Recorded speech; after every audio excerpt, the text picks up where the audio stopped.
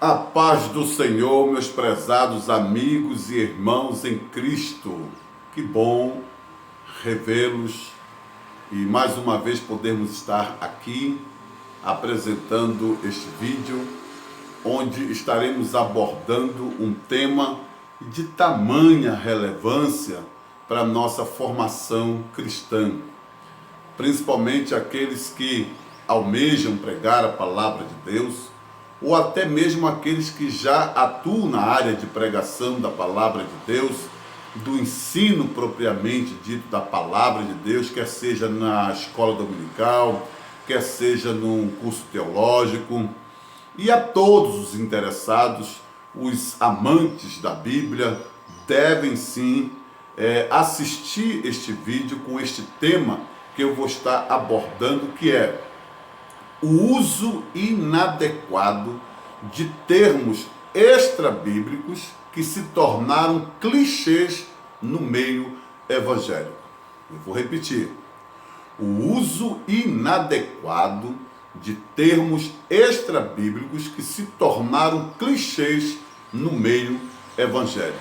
E é comum nós ouvirmos algumas dessas frases extras bíblicas como se fora escritos bíblicos, quando na verdade não são. Quero logo aqui adiantar que não há problema nenhum você pregador, você professor, enquanto estiver pregando, fazer citações de frases de grandes autores, de grandes escritores, não há problema nenhum. A questão é você situalizar, a questão é você fazer citação da fonte. E aqui logo abro um parêntese aqui, logo na sequência eu fecho o parêntese, para dizer a vocês, meus prezados irmãos e amigos, existem 3 tipos de fontes: fonte bíblica, fonte antibíblica e fonte extrabíblica. Vamos lá? Fonte bíblica, antibíblica e extrabíblica. Nós devemos nos atentar para isto, porque ao pregarmos, ao ensinarmos, nada impede de fazermos citações, desde que nós situalizemos de quem é a frase, quem é o autor, qual a fonte. Nenhum problema de você fazer essas citações. A questão aqui é o uso inadequado de termos extrabíblicos que, ao utilizar na sua pregação, no seu ensino, fica parecendo que, da forma como você está citando, está na Bíblia. E isso, com certeza, deve ser tratado de uma forma bem especial. Amém? Veja só, eu vou estar falando aqui sobre 7 casos. E você, com certeza, já deve ter ouvido em alguma pregação ou em algum estudo, e teve a sensação de que, de fato, tal como está sendo citado, é como está escrito na Bíblia. Vejamos o primeiro caso. Olha o que diz: a palavra de Deus se renova a cada dia. Sim, eu vou estar falando sobre esta frase, este uso inadequado, como se, da forma como eu citei, estivesse de fato escrito na Bíblia. O segundo caso também, que você já deve ter ouvido bastante, a expressão "é dando que se recebe", como se esta frase também fosse uma frase bíblica, e na verdade não é, e eu vou estar explicando por quê. Terceira frase comum também entre os pregadores, principalmente os principiantes, que vão começar o trabalho da pregação, quer seja no culto ao ar livre, quer seja nas oportunidades que lhes são conferidas dentro da igreja.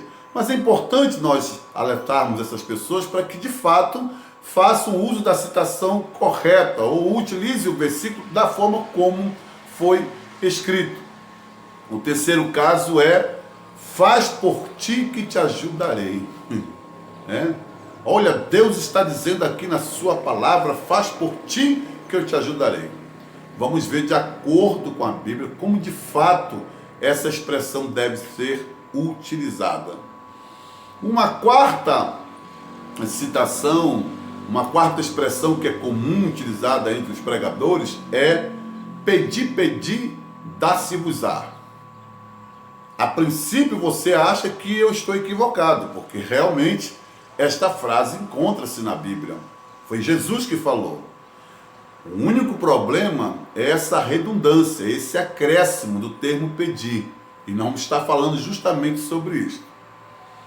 O próximo termo, que é o quinto, é eu venci o mundo e vós vencereis.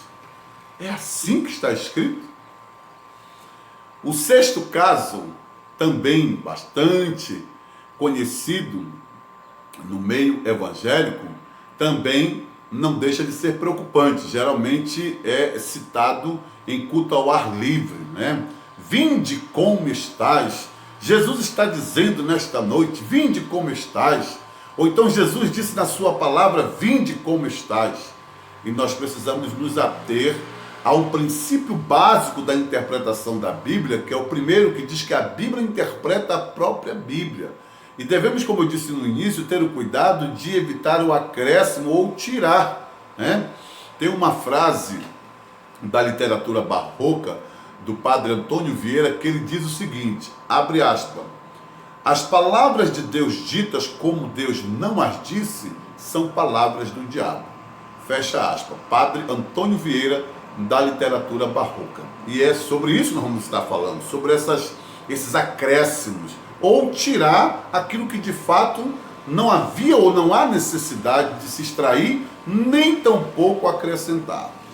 E o último caso também é quando a pessoa utiliza o termo, aquela situação em que Jesus fala para o ladrão na cruz, em verdade te digo que ainda, o termo ainda, ou mesmo hoje, esse termo mesmo, né, estarás comigo no paraíso. Então o acréscimo do termo ainda ou o mesmo, realmente nós precisamos rever de fato qual o verdadeiro sentido, qual a verdadeira expressão que de fato Jesus estava querendo dizer ou disse para o ladrão na cruz. Então são 7 casos que eu gostaria que você acompanhasse um a um, passo a passo, dentro dessa temática. O uso inadequado de termos extrabíblicos que se tornaram clichês no meio evangélico. E é sobre isso que nós vamos estar falando agora. Amém? Acompanhe. E eu já vou logo no primeiro caso, né? Que é bastante comum entre os pregadores, os novos conversos, aqueles que sempre têm recebido alguma oportunidade na igreja. E eu falo disso, irmãos, com muita humildade, com muita simplicidade, não no sentido de querer testar o conhecimento de ninguém ou mesmo medir, né, o conhecimento de quem quer que seja. É o cuidado que nós devemos ter de fazermos a citação correta. Porque senão isso acaba tornando-se um ciclo vicioso.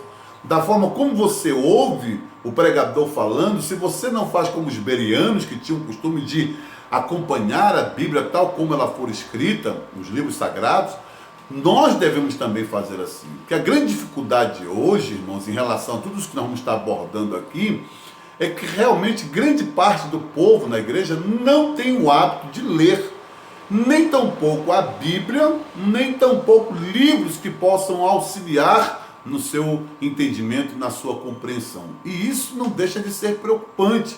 E aí você acaba criando esse ciclo vicioso. Da forma como você ouve, você também pronuncia. Então, o primeiro caso é este. Quando alguém diz, a palavra de Deus se renova a cada dia.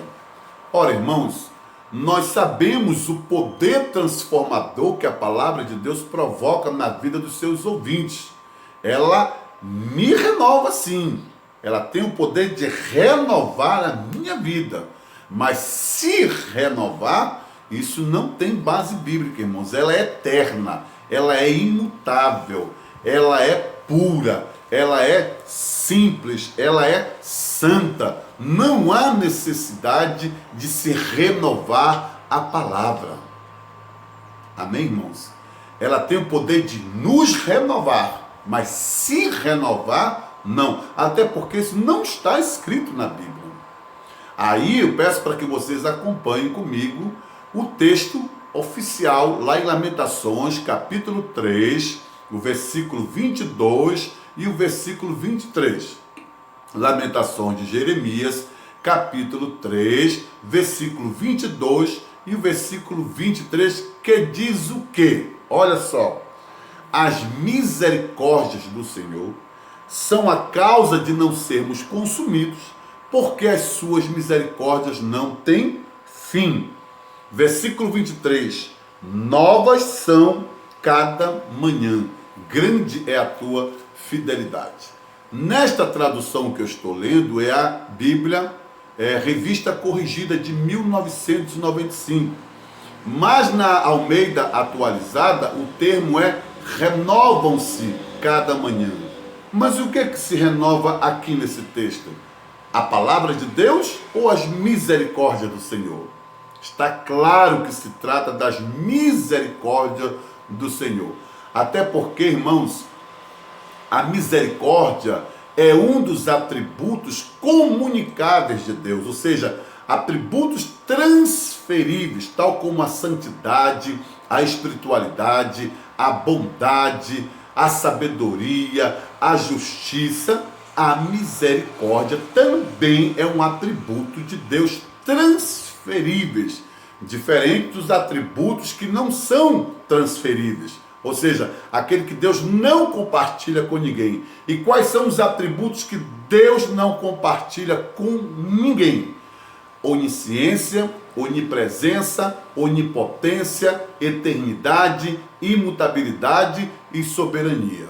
Mas em se tratando dos atributos comunicáveis, ou seja, aqueles que Deus transfere às suas criaturas, aos seus servos, aos filhos de Deus, estes sim se renovam, que no caso é a misericórdia do Senhor, que é grande, porque Ele é um Deus longânimo. Então essa expressão que se tornou comum e acabou se tornando um clichê no meio evangélico, a palavra de Deus se renova a cada dia. Eu já vi gente falando assim mesmo, irmãos, eu quero ler um texto aqui que os irmãos já conhecem, os irmãos já leram, com certeza várias vezes, mas a palavra de Deus se renova a cada dia. E não é verdade, irmãos, tá? Então tenhamos esse cuidado, prestemos atenção no que realmente está escrito, porque inclusive o termo maktub quer dizer escrito está, ou seja, é citarmos da forma como foi escrita na palavra de Deus. Devemos ter esse cuidado de não fazermos citações de textos que não tem nada a ver com o que de fato está escrito na Bíblia. Então o primeiro caso é este: a palavra de Deus se renova a cada dia. Esse termo não existe na Bíblia. O que existe é as misericórdias do Senhor são as razões de não sermos consumidos, porque as suas misericórdias não têm fim e elas se renovam a cada manhã. Este é o primeiro caso que nós estamos estudando aqui neste momento, tá bom? Continue aí, vamos para os próximos casos que vamos estar falando. Ainda faltam 6, esse é o primeiro caso. Daqui a pouco eu vou estar citando os outros 6.